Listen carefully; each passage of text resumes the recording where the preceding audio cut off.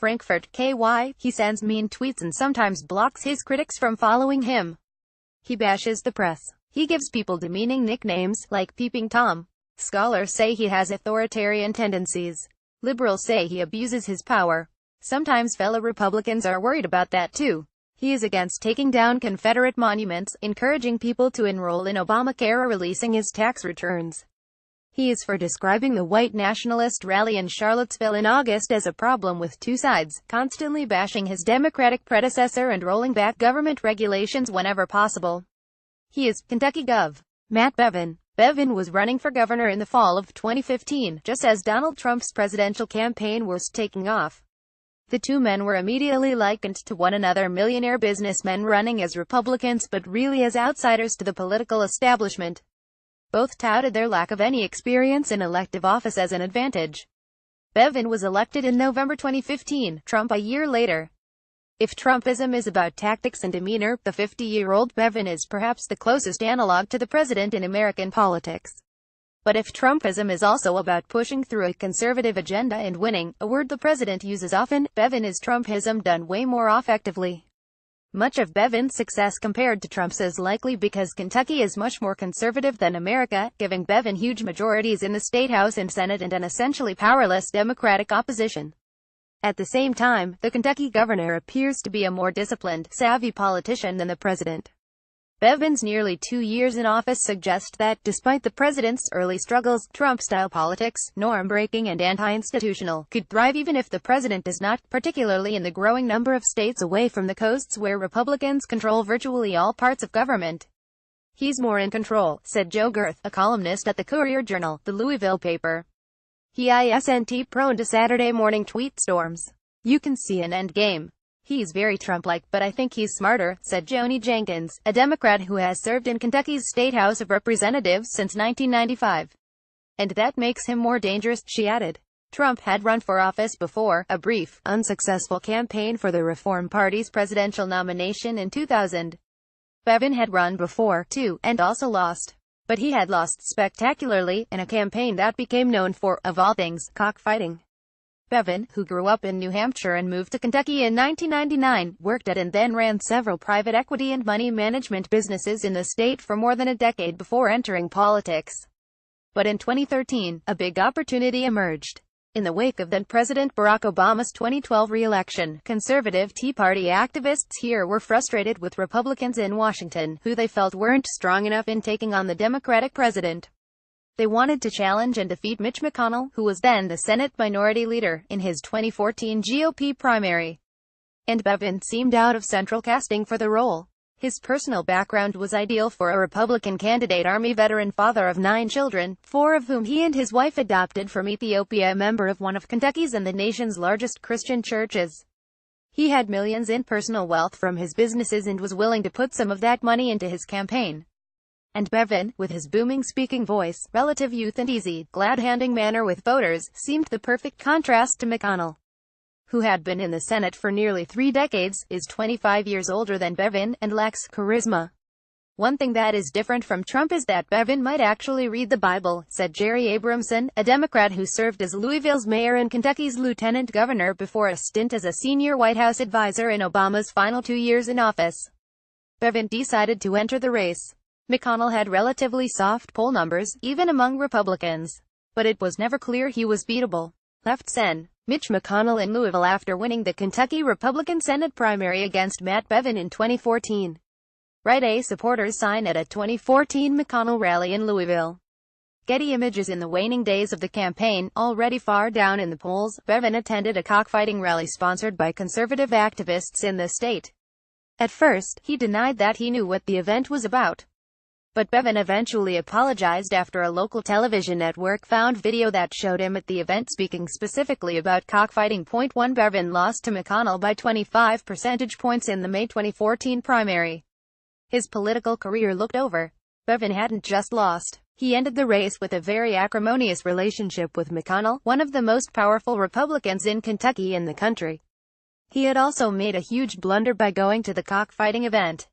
But Bevin was undeterred. In January 2015, he entered Kentucky's GOP gubernatorial primary, even though 2 candidates from the party's establishment were already in the race. Democrats here had generally assumed they would lose the governor's race in 2015, even though outgoing Democratic Gov. Steve Beshear, who was term-limited, remained relatively popular. Kentucky, which Bill Clinton won in 1992 and 1996, had been solidly Republican in U.S. Senate and presidential races for more than a decade. Democrats were still competitive in state races, but 2015 seemed like the year in which Kentucky's governor's mansion would go red. Then Bevin won the primary. The two establishment candidates had focused on attacking one another, seeming to assume that Bevin was tarred from the cockfighting appearance and the Senate loss and could not win. Bevin ended up winning by 83 votes among more than 214,000 cast, a margin of 0.04 percentage points. Democrats thought Bevin's victory was a gift, and even some Republicans here assumed Bevin was unelectable. The cockfighting controversy had been covered widely in the state. Then Attorney General Jack Conway, the Democratic nominee, held a small but consistent lead in the few polls conducted of the race. Instead, Bevin won easily. In a preview of what would happen nationally a year later, he carried virtually all of the non-urban areas of Kentucky, including dozens of counties that had backed Beshear 4 years earlier. Bevin entered the governor's office somewhat limited in power because Democrats still controlled Kentucky's House. Then, Trump carried Kentucky by 30 percentage points last November, helping lift the Republicans from 46 seats in the 100-member Kentucky House to 64. Just like Trump in Washington, Bevin now had basically total control in Frankfort. But that's where Trump's and Bevin's paths diverged. Bevin and the legislature enacted 7 new laws in the first week that the Kentucky legislature met this year, including a requirement that, before a woman can have an abortion, she must be presented with an ultrasound of the unborn fetus and listen to a doctor describe the image, a ban on all abortions after the first 20 weeks of a pregnancy, right-to-work legislation, and a requirement that employees formally opt into the union before their pay is withheld for dues. 2 Later in the legislative session, Bevin and Republicans enacted a number of other conservative priorities, including authorizing charter schools to operate in Kentucky for the first time. "We've been thrilled," said Julia Kriegler, who until recently ran the Kentucky Office of Americans for Prosperity, the conservative activist group that is part of the network of organizations led by Charles and David Koch. "It was fast and furious," said Jenkins, who voted against all of those provisions. This early success was not an accident. Republicans in Kentucky have a bigger majority than in Washington, 64 of 100 seats in the House, and 27 of 38 in the Senate, so that made passing these bills easier. But Bevin and Kentucky GOP legislators also entered 2017 with a clear, agreed-upon agenda. In contrast, the Republicans in Washington, including Trump, have been all hype and little results. After Trump's election, some conservatives floated the idea that the party could push through a repeal of Obamacare in early January so the president could sign it on his first day in office, January 20. But Trump and congressional leaders hadn't really done the work of writing an Obamacare repeal proposal that Republicans in Congress could agree on and quickly pass. The lack of a unified plan dogged Republicans throughout the Obamacare repeal process, and the GOP is having some of the same problems as it seeks to make major changes to America's tax system. Anyone could have told Trump that healthcare is a complicated political issue and that using perhaps his best opportunity to get his policies adopted early in his term and with his party controlling both houses of Congress on healthcare was a political mistake. Trump campaigned hard against Obamacare in 2016, but he could have backed away from all that bluster. Bevin did in Kentucky. Bevin, like Trump, attacked Obamacare relentlessly during much of his campaign, although he softened his stance somewhat during the general election. Once in office, Bevin could have unilaterally stopped Kentucky from taking expanded Medicaid funds through Obamacare, a policy implemented by Bevin's Democratic predecessor. Such a move likely would have thrilled the most conservative activists here, like those affiliated with AFP.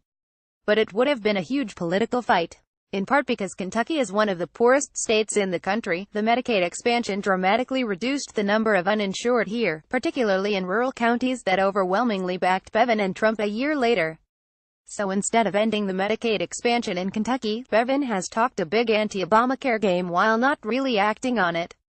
He has basically stopped Kentucky's government from encouraging enrollment through Obamacare's marketplaces, similar to what Trump has done nationally. He has complained that too many people in Kentucky are on Medicaid, and his administration is trying to recraft the program in the state, looking to limit some benefits and adding requirements that recipients have jobs or be enrolled in some kind of education or job training program. These are not minor changes. The Bevin administration estimates that it will reduce the number of Kentuckians on Medicaid through the Obamacare expansion by more than 20% if its changes are implemented. But while he won't admit this publicly, the deeply conservative governor, unlike the president, appears to have decided that the politics of being perceived as taking away health insurance for lots of poor people were too hard. So the Obamacare Medicaid expansion is largely staying in place in Kentucky. He couldn't pull the trigger on total repeal, said Jason Bailey of the Kentucky Center for Economic Policy. During the debate on ACA repeal in Washington, he was all over the place, but tried to imply he supported full repeal and attacked replace from the right, even while not being willing to do it in his own state. Not picking a full-blown healthcare fight has paid off. Trump's approval rating has seemed to decline most when the GOP effort to repeal Obamacare was most in the news. Bevin, though, still has decent approval ratings. 3 I'm grateful for these guys. The Republicans in the state legislature favored more incremental changes to Medicaid, instead of getting rid of the whole Obamacare expansion of the program in the state. And Bevin seems to have followed their advice. That move fits with Bevin's general approach. He may have started off his career running against McConnell, but as governor, he tries to maintain strong relationships with his fellow Republicans. That's not to say Bevin and GOP lawmakers in Kentucky haven't had their disagreements. Kentucky's legislature recently passed a bill declaring that it, not the governor, would determine when and how the state would spend $100 million. It won in a lawsuit. 4 When Bevin vetoed the bill, both houses of the legislature overrode his veto and enacted it. Kentucky House Speaker Jeff Hoover, a Republican, bluntly told reporters here, "The legislature is the only body that can appropriate money, and we wanted to make that real clear." Gov. Matt Bevin at a press conference in Frankfort this month. He's flanked by State House Speaker Jeff Hoover, left, and State Senate President Robert Stivers. Adam B. Mapee, but Bevin said little publicly about the veto override. In fact, the governor rarely publicly airs any differences he has with Hoover and Senate President Robert Stivers, also a Republican. "I'm grateful for these guys," Bevin said in a recent speech at a Kentucky Republican Party dinner, one of several times he praised the two legislative leaders, who were in attendance. Bevin has also patched up his relationship with McConnell, still perhaps the most important Republican in Kentucky. At that Republican Party dinner, Bevin extolled the veteran senator for blocking then-President Obama's push to replace Supreme Court Justice Antonin Scalia, preserving a seat that was eventually filled by Trump nominee Neil Gorsuch. McConnell returned the favor when he took the dais. The contrast here should be obvious. Trump and his allies constantly complain about congressional Republicans. The president has a tense relationship with McConnell, whom Trump needs to get his policy goals adopted. In July, after Republicans in Congress passed a bill that barred Trump from lifting sanctions against Russia, the president released a scathing statement criticizing a Congress led by members of his own party. It's not clear if Bevin's agenda is passing just because he has a huge margin or because of these relationships. But it's hard to imagine it would hurt Trump to have stronger relationships with his party's leaders in Congress, as Bevin does here. Bevin's respect for Republicans in the legislature and in Congress does not extend to other institutions.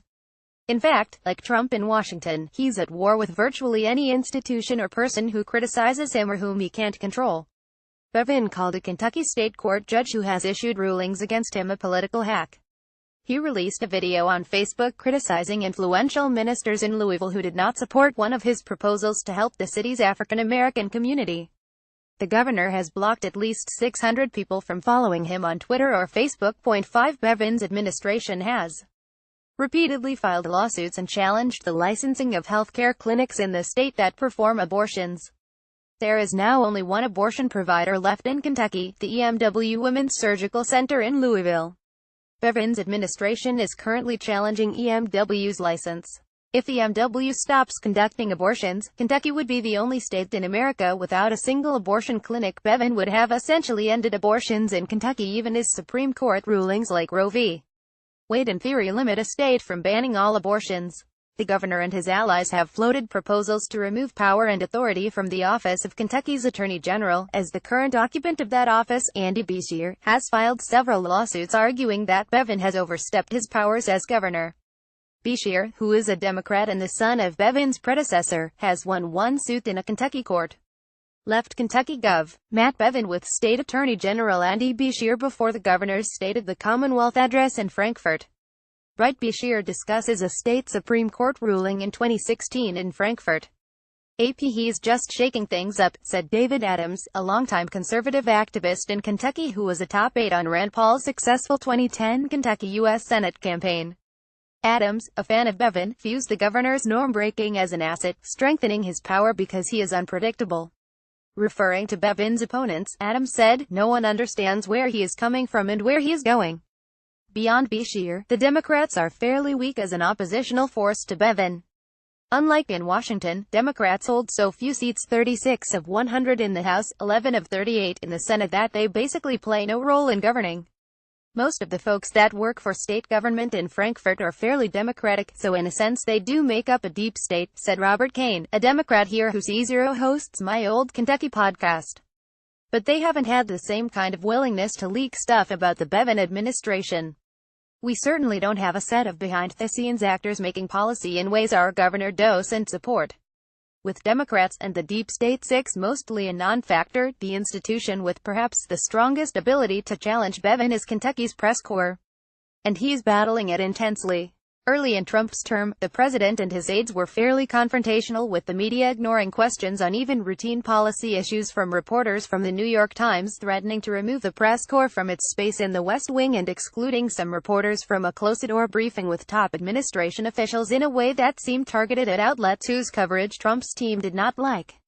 But for whatever reason, it could be a recognition of the power of the National Press Corps, Trump's own personal interest in talking to and courting the press, or something else entirely. The Trump White House's battles with the media are now essentially limited to the rhetorical. The president blasts stories as fake news in either his tweets or his speeches. No one is really taking seriously Trump's recent threats about stripping away NBC News' broadcasting license. Bevin, like Trump, regularly uses the phrase fake news in tweets and rarely does formal press conferences. But the campaign against the press in Kentucky is much more serious and sustained. For some reporters, Bevin's communications team won't answer basic questions, even on policy issues. Insider Louisville's Joe Sonka, a veteran political reporter in Kentucky, said that his phone calls and emails to Bevin's office have gone unreturned since December. Sonka says he used to keep count, but stopped being so precise as the unreturned messages topped 70.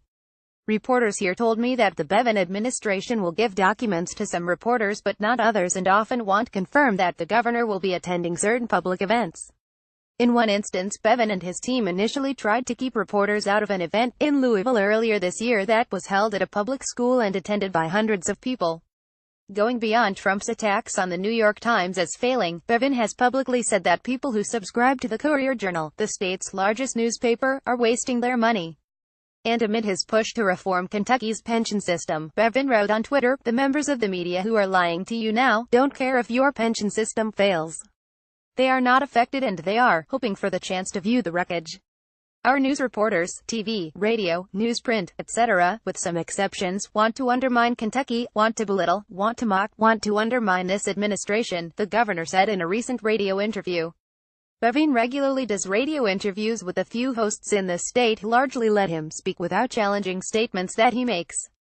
"That seems to be their sole focus," he added. "This is right out of the authoritarian playbook," said Jason Gaines, a University of Louisville political science professor who specializes in the role of digital media in politics. "Any of your detractors, you discredit them." 7 While Trump bashes the mainstream media, he still engages it. Bevin has cut out media that won't cover him positively, Gaines continued. The most notable aspect of Bevin's press strategy is his attacks on specific stories and reporters he does not like. Unlike Trump's more scattershot approach, Bevin's criticism of the media is often precise, detailed and personal. There was a 12-minute Facebook video in June in which Bevin, in a suit and tie in what appears to be the governor's office, blasted media coverage of one of his policy ideas, complete with links to the TV segments that he objected to. The next month, in a dispute with Bill Lamb, the general manager of the Louisville TV station WDRB, Bevin recorded a video exclusively devoted to attacking Lamb. Bevin repeatedly accused Lamb of lying, at one point taking out a dictionary to read the formal definition of the word lie. 8 He can't take criticism at all, of any kind, said Lamb, who wrote recently that his 2015 vote for Bevin was a mistake that won't be repeated. Lamb describes himself as a conservative and said that he voted for Trump as well. Left the state capital in Frankfort. Right, the U.S. capital. Getty Images. Over the last year it's not clear exactly when Bevin and his family moved to a new home. Kentucky has a governor's mansion, and many past governors have lived there. But it's not surprising that Bevin's family has opted not to live there full-time, since Kentucky officials say that the mansion has never before accommodated a family of 11. Bevin did not disclose the purchase of the home publicly and would not at first confirm to Kentucky reporters if he had moved or where he actually lived. So Courier-Journal reporter Tom Loftus went to the suburban Louisville home to confirm that Bevin lived there. According to the account Loftus published in the Courier-Journal, a member of the state police unit that provides security to the governor told him that the house was private property and would not say who lived there. The presence of the governor's security team effectively confirmed that Bevin lived there. But the governor took to Twitter to dub Loftus Peeping Tom and a sick man. Bevin has continued to attack Loftus, who is in Kentucky's Hall of Fame for journalists, writing on Twitter, "We have 9 children ages 718 and yet at Tom Loftus. CJ aka Peeping Tom just came to my home again." Bevin's battle with the Kentucky press is in some ways surprising because it appears unnecessary. Republicans have virtually total control of the government here, and the Kentucky press is hardly CNN or the New York Times in terms of setting the state's political agenda. And that press corps is shrinking. The Courier-Journal has 2 reporters covering state government in Frankfort, compared to 4 in the recent past. There are fewer than half as many reporters paying close attention to Frankfort as there were 10 years ago, said Al Cross, the former chief political writer at the Courier-Journal. It's not clear whether Bevin and his team simply don't like criticism, view attacking the press as a way to build a bond with GOP voters in the state who consider the media too liberal, or whether Bevin and his team truly view Kentucky's media as an important enough force that they must relentlessly attack it. I met Bevin during his 2014 Senate run and interviewed him during his gubernatorial campaign, when I was a reporter at NBC News. His chief of staff, Blake Brickman, told me that the governor's office would not be talking to me for this story. He did not give a reason why. It's hard to say whether Bevin is winning this battle against Kentucky's press and other institutions, in part because this kind of conflict is hard to measure. But Bevin is not accumulating obvious defeats the way Trump has. A Politico investigation of Trump Health and Human Services Secretary Tom Price's use of private planes, on the taxpayer dime, essentially forced his resignation. The president fired an FBI director, James Comey, investigating potential improper coordination between Trump's 2016 campaign and Russian officials, and ended up with a former FBI director, special counsel Robert Mueller, investigating him instead, with perhaps even more authority. News accounts questioning Trump's rationale for firing Comey appeared to push Deputy Attorney General Rod Rosenstein to appoint Mueller, showing the impact both the press and unelected bureaucratic figures like Rosenstein are having in Trump's Washington. The negative national media coverage of Trump has had more teeth than any of the media here, said Gaines.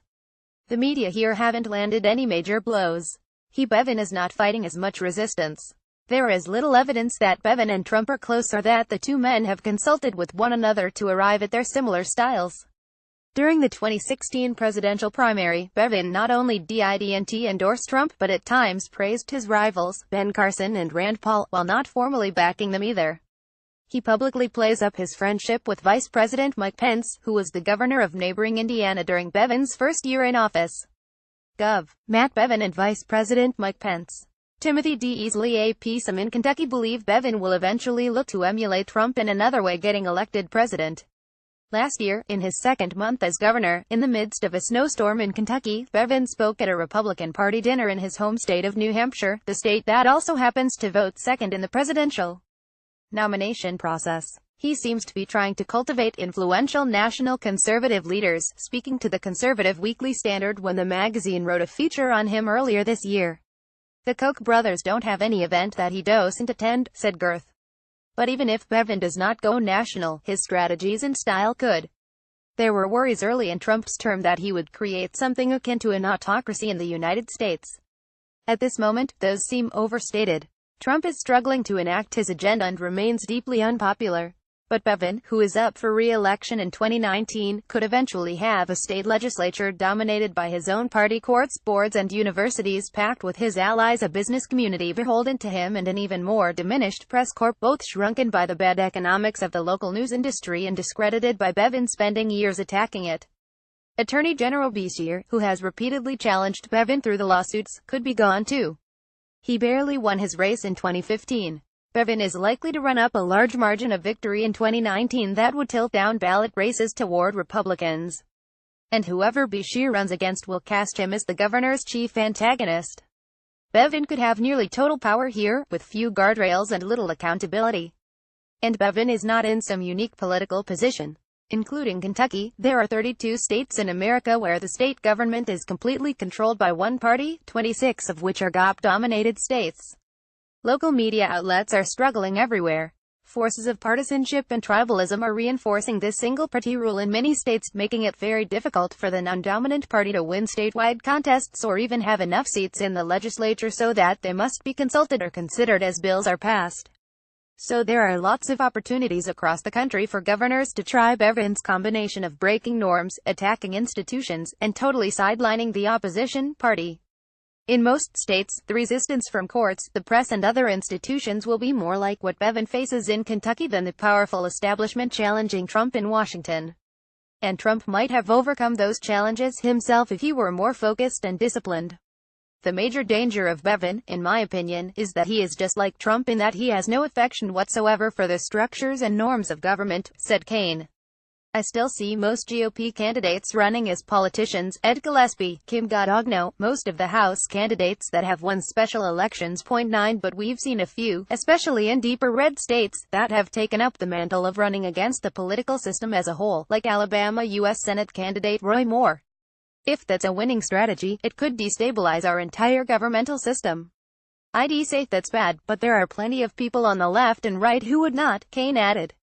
There's a pretty good chance that Trump is the American president in 2021 and consolidating power like Bevin has in Kentucky.